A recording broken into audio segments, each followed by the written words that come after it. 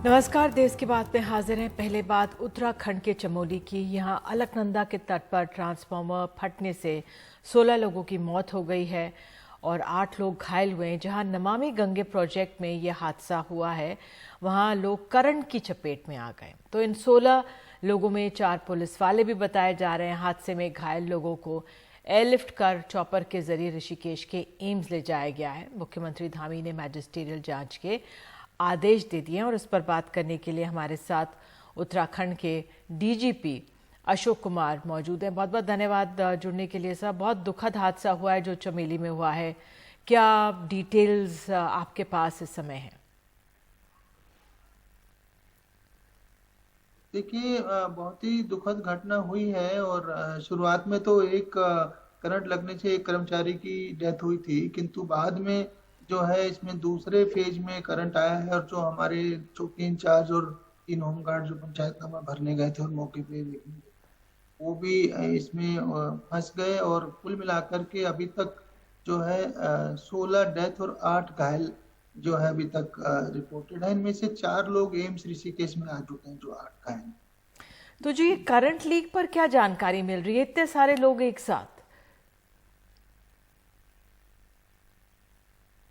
देखिए, कैसे हुआ ये तो एग्जैक्टली पूरी तरह से जांच के बाद ही पता चलेगा। माननीय मुख्यमंत्री जी ने इस पे जांच के आदेश दिए हैं, तो उसके बाद ही एग्जैक्ट डिटेल निकल के आ पाएंगी। अभी ये प्राइमरीली एकदम से कुछ कहना पॉसिबल नहीं है कि एग्जैक्टली क्या हुआ और कैसे। खासकर दूसरे राउंड पे एक आध दुर्घटना तो हो जाती है, जैसे जो एक डेथ हुई थी, बट तो सेकेंड राउंड में जो एकदम से मास एकदम से 20-22 लोग फंसे हैं, जो बल्कि 22-23 लोग, तो वो परिस्थितियां क्या थी और कैसे करंट आया, तो ये जांच का विषय में एज ऑफ नाउ एकदम से नहीं था।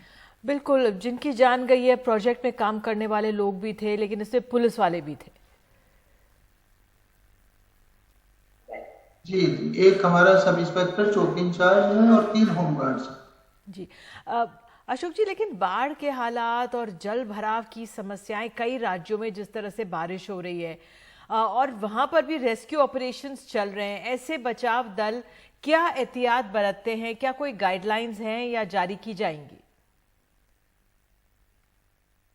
देखिए, ये तो साफ सी बात है कि बाढ़ तो इस तरह की आपदाएं आती हैं, किंतु उसमें हम कोई फर्दर दूसरी बड़ी आपदा में न फंसे, उसके लिए हम लोग को ये सब बेसिक सेफ्टी सिक्योरिटी तो करके चलना ही होगा। तो जो बिजली विभाग है उसको अपनी अपनी व्यवस्था को और स्ट्रांगली दोबारा से रिव्यू करना पड़ेगा कि कहीं कोई पोल या कहीं कुछ भी अनसेफ तो नहीं है, और अगर अनसेफ है तो फिर उसका पावर सप्लाई काटना पड़ेगा। तो ये नॉर्मली होता है। अब इसमें कहाँ किस स्तर पे चूक हुई है वो तो जांच के बाद ही पता चलेगा। बिल्कुल, जुड़ने के लिए धन्यवाद। तो अशोक कुमार जो डीजीपी उत्तराखंड बता रहे थे कि किस तरह से जांच तो फिलहाल चल रही है और रेस्क्यू ऑपरेशन में क्या एहतियात बरते जा सकते हैं, और 4 लोगों को फिलहाल जो घायल हुए हैं उन्हें ऋषिकेश के एम्स में एयरलिफ्ट कर पहुंचा दिया गया है। बहरहाल, आइए देश की बात में आगे बढ़ते हैं। राजस्थान से भी खबर है। जोधपुर में एक हत्याकांड से हड़कंप मच गया है। एक ही परिवार के 4 लोगों की हत्या करके उनके शव को जलाने के आरोप में पुलिस ने एक संदिग्ध को हिरासत में ले लिया है, जो पीड़ित परिवार से जुड़ा बताया जा रहा है। लेकिन हत्यारों ने परिवार की 6 महीने की एक मासूम लड़की को भी नहीं छोड़ा और आज सुबह चारों के शव घर के आंगन में जले हुए मिले थे। मामला जोधपुर के चौराई गांव का बताया जा रहा है। पुलिस ने बताया कि परिवार के लोग घर के बाहर सो रहे थे और इसी दौरान धारदार हथियार से गला रेत कर हत्या कर दी गई है और उसके बाद ये हुआ। आप आइए सीधे चलते अपनी सहयोगी हर्षा कुमारी सिंह के पास। हर्षा, यहाँ से भी बहुत ही सख्ते में डालने वाली ये बिल्कुल घटना हुई है, क्या डिटेल्स आपके पास है?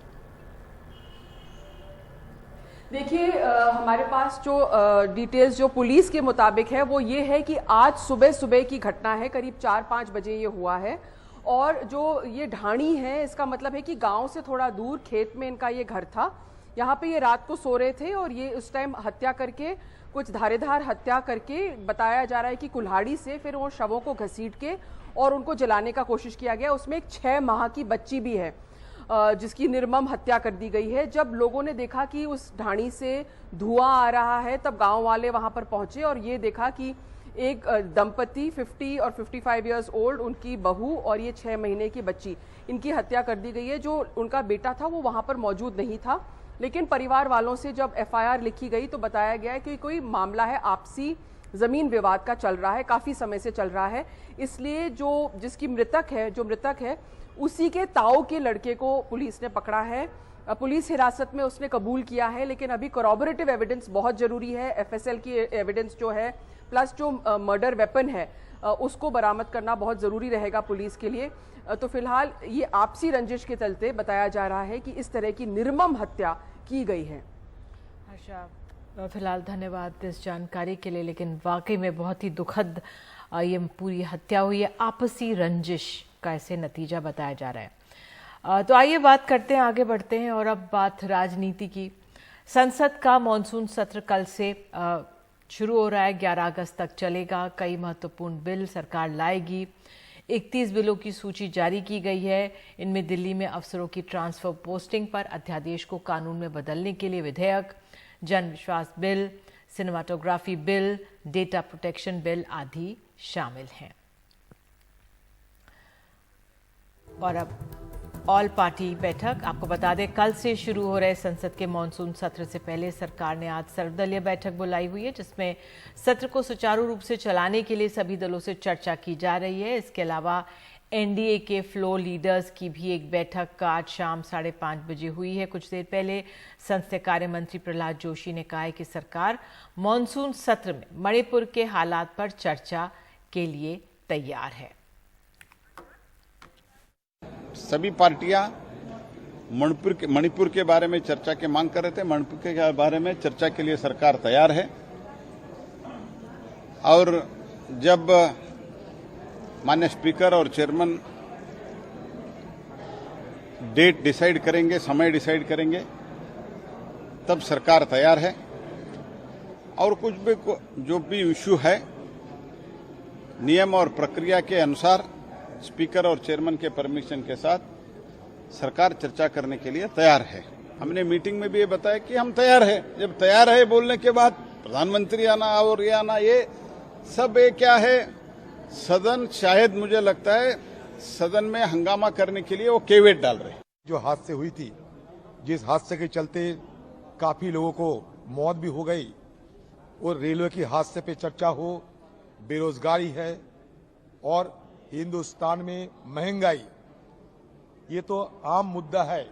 इसके साथ साथ अलग से हमारे पार्टी की तरफ से ये मांग रखे हम लोग कि हिंदुस्तान की संघीय ढांचा पे सदन के अंदर चर्चा करना जरूरी है, क्योंकि हिंदुस्तान के बहुत सारे क्षेत्रीय दलों ने हिंदुस्तान की जो फेडरल स्ट्रक्चर, जिसको मोदी जी कहते हैं कि कोऑपरेटिव फेडरलिज्म, इस मुद्दे पे सदन के अंदर चर्चा होना जरूरी है।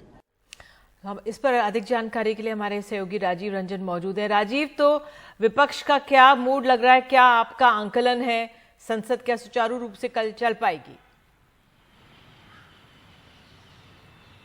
देखिए, दोनों ओर से दावे जरूर किए जा रहे हैं, लेकिन मोटे तौर पर यह समझने वाली बात है कि कल से जो संसद का सत्र शुरू हो रहा है, 11 अगस्त तक जो संसद का सत्र चलेगा, उसमें बताया गया कि 17 बैठकें होगी। 17 बैठकों में सरकार की ओर से 31 बिल पेश किए जाने हैं और सबसे पहला बिल जो उस लिस्ट की अगर बात कीजिएगा तो दिल्ली के अफसरों की ट्रांसफर पोस्टिंग का मामला है, दिल्ली अध्यादेश का मामला है। सरकार वो बिल लेकर आएगी, उससे लोकसभा में हंगामा जरूर होगा, लेकिन सरकार को यहाँ बहुमत है तो संभवतः यहाँ आसानी से वो पास करा लेगी। लेकिन जब वो बिल राज्यसभा में जाएगा तो वहाँ सरकार के लिए मुश्किल हो सकता है। हालांकि वहाँ भी बहुमत है।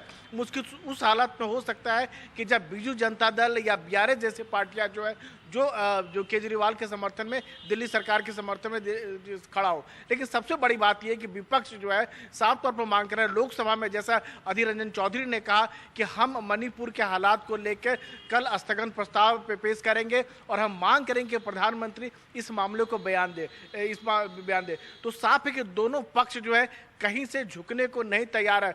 विधानसभा चुनाव जो है 4-5 राज्यों में बिल्कुल सामने है, तो जाहिर सी बात है कि लगता है कि पिछले सत्र की तरह यानी बजट सत्र की तरह दूसरा भाग जो हुआ था, जिस तरह का हंगामा हुआ था, कह सकते हैं कि पूरा जो सेशन जो पिछला जो है लगभग वॉश आउट हो गया था।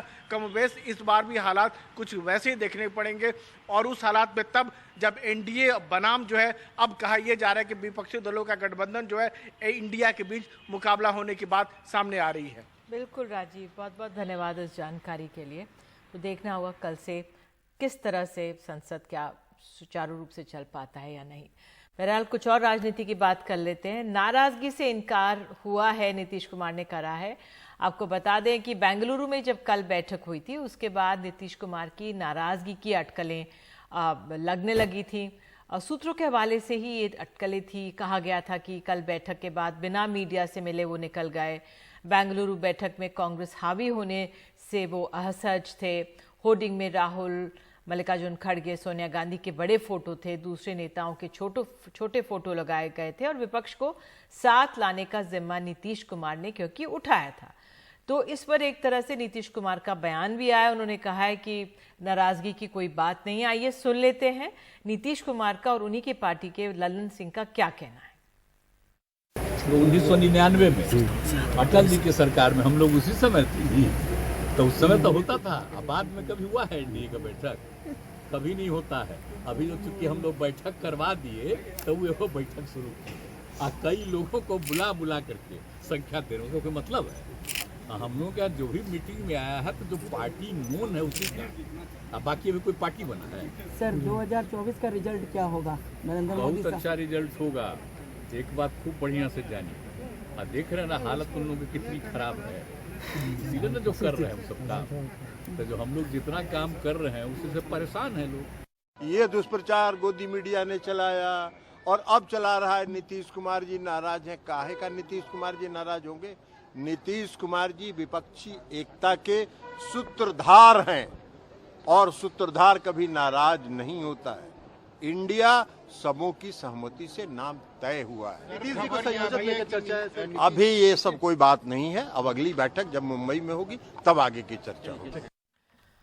उधर महाराष्ट्र के पूर्व मुख्यमंत्री और शिवसेना यूबीटी के अध्यक्ष उद्धव ठाकरे और उनके बेटे आदित्य ठाकरे ने उप मुख्यमंत्री अजीत पवार से विधानसभा ऑफिस में आज मुलाकात की। उद्धव ठाकरे और अजीत पवार की मुलाकात ऐसे समय हुई है जब महाराष्ट्र में एनसीपी हफ्ते भर पहले ही 2 भागों में बंट चुकी है। अजीत पवार की बगावत के बाद महाराष्ट्र की सियासत पारा चढ़ा हुआ है। महाविकास आघाड़ी सरकार में भी अजीत पवार के पास वित्त मंत्रालय था। मौजूदा एकनाथ शिंदे की सरकार में भी अजीत पवार वित्त मंत्री हैं, लेकिन बेंगलुरु में हुई बैठक के बाद आज की तस्वीर खासी अहमियत रखती है और फिर यहां से भी कई अटकलें शुरू होंगी। उधर बीएसपी प्रमुख मायावती ने 2024 का लोकसभा चुनाव अकेले दम पर लड़ने का ऐलान किया। मायावती का ये ऐलान विपक्षी गठबंधनों के लिए बड़ा झटका माना जा रहा है। बेंगलुरु में हुई विपक्षी दलों की दूसरी महाबैठक पर बोलते हुए उन्होंने आज लखनऊ में कहा है कि विपक्षी गठबंधन सत्ता में आने के सपने देख रहा है। मायावती ने बीजेपी और कांग्रेस पर सत्ता के लिए गठबंधन करने का आरोप लगाया है। ये कांग्रेस पार्टी अपनी जैसी जातिवादी व पूंजीवादी सोच रखने वाली पार्टियों के साथ गठबंधन करके फिर से केंद्र की सत्ता में आने के सपने देख रही है। और कर्नाटक की बात, कर्नाटक विधानसभा में स्पीकर ने बीजेपी के 10 विधायकों को निलंबित कर दिया है। स्पीकर ने कार्रवाई पूरे मौजूदा सत्र के लिए की है जो 21 जुलाई को खत्म हो रहा है। इन विधायकों पर सदन में हंगामे के दौरान सीमाएं लांघने के आरोप हैं। शोर शराबे के दौरान बीजेपी के इन विधायकों डिप्टी स्पीकर पर पेपर फेंकने का आरोप लगा है।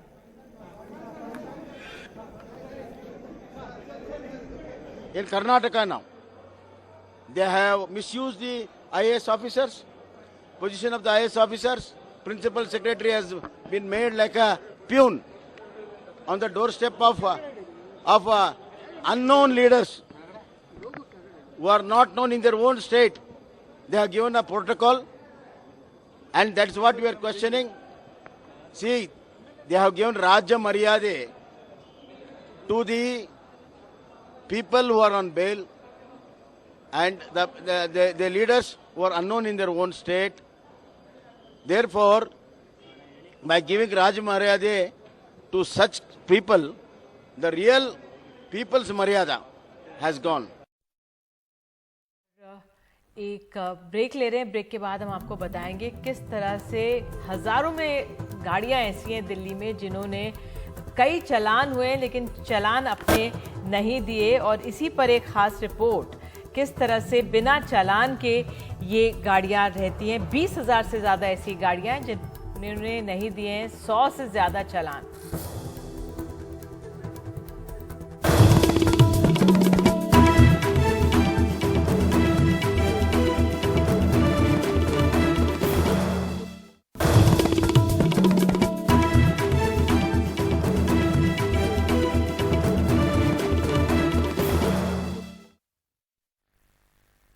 दिल्ली में ट्रैफिक के नियमों का पालन नहीं करने को लेकर हर रोज हजारों चालान होते हैं, लेकिन लाखों लोग ऐसे हैं जिनके चालान पर चालान हो रहे हैं लेकिन वो एक भी चालान भरने नहीं जा रहे आज तक।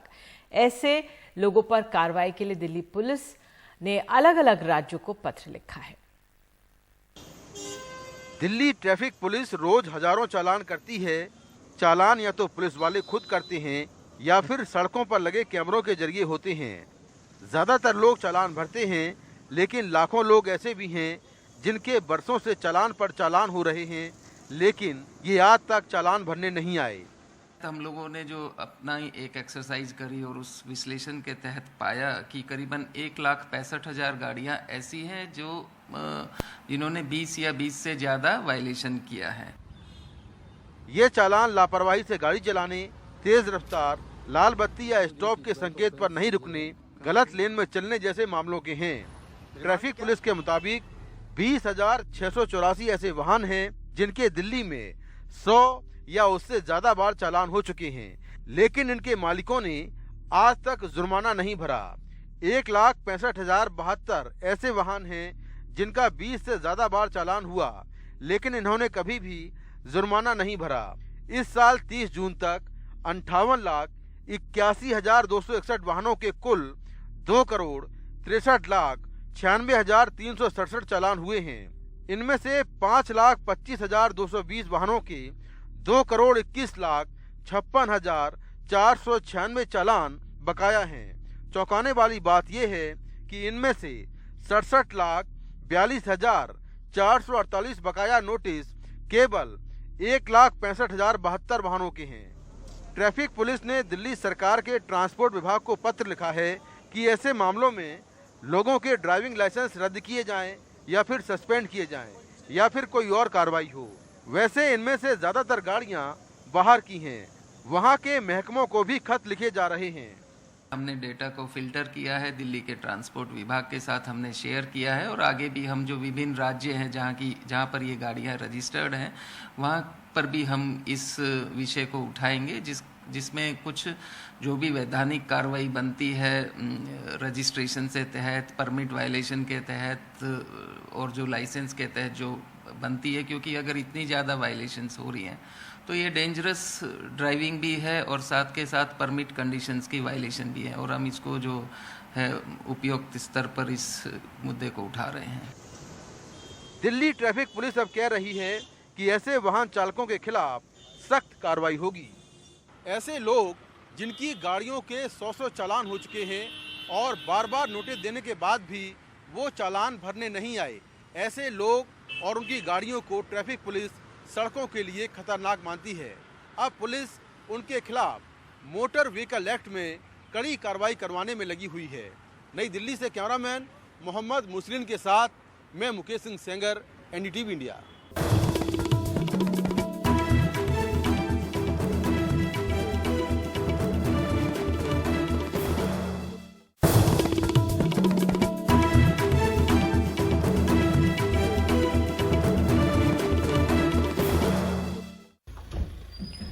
महाराष्ट्र में पुणे पुलिस को बड़ी कामयाबी मिली है। पुलिस ने एनआईए के केस में फरार 2 ऐसे आतंकियों को गिरफ्तार किया है जिनके ऊपर 5-5 लाख रुपए का इनाम घोषित था। पुलिस ने दोनों को कोर्ट में पेश किया, जहां अदालत ने दोनों को 25 जुलाई तक के लिए पुलिस हिरासत में भेज दिया है। पुणे पुलिस के मुताबिक बाइक चोरी के शक में 3 संदिग्ध पकड़े गए थे, लेकिन जब पुलिस इनके घर की तलाशी लेने गई तो मौके का फायदा उठाकर 1 हफ्ते ये लोग भागने में कामयाब रहे।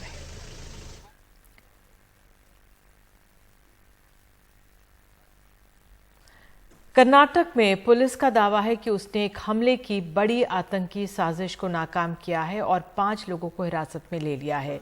ये संदिग्ध 25 से 35 साल की उम्र के बीच बताए जा रहे हैं। एनआईए की स्पेशल कोर्ट ने इन संदिग्धों को 15 दिन की न्यायिक कस्टडी में भेज दिया है। अहम यह है कि गिरफ्तारी विपक्ष की बेंगलुरु में हुई बैठक के ठीक 1 दिन बाद हुई है, जहां देश के आला नेता मौजूद थे।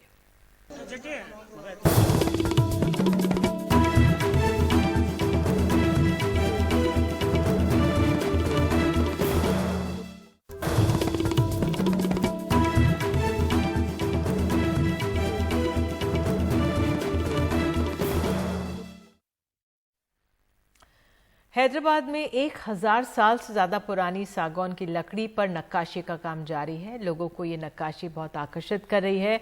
100 साल पुरानी कंपनी नक्काशी का ये काम कर रही है, जिससे पहले तेलंगाना के यायाद्री मंदिर में आकर्षण मुख्य द्वार बनाने के अलावा दिल्ली में नए संसद निर्माण में भी योगदान रहा है।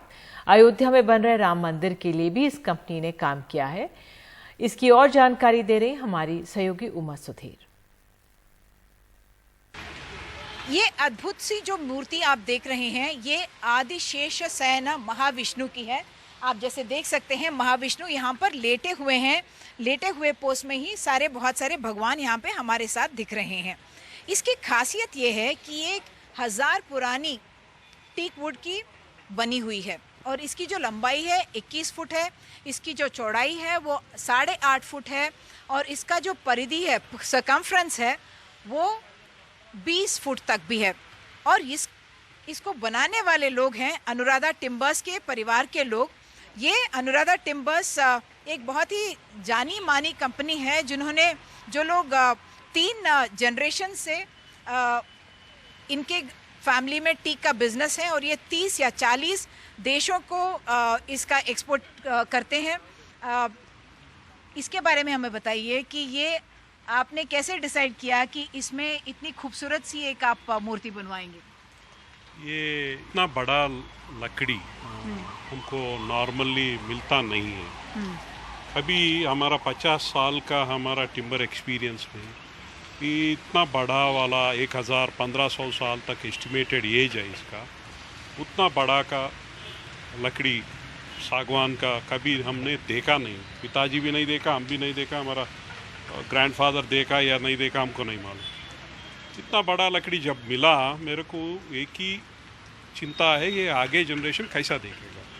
तो देखने के लिए मैंने एक सोच करा था कि इसको कुछ मूर्ति में बनाए तो ये हमेशा और 1000 साल रहेंगे, और इसलिए हमने इसको स्केच करवा के मूर्ति जो ये रूप से आया था, ये शेप नेचुरली अनंत शेष शयन श्री महाविष्णु मूर्ति का स्केच हमारा आर्टिस्ट गिरिधर ने बनाया था, उसको हमने सोचा ये बनाना है।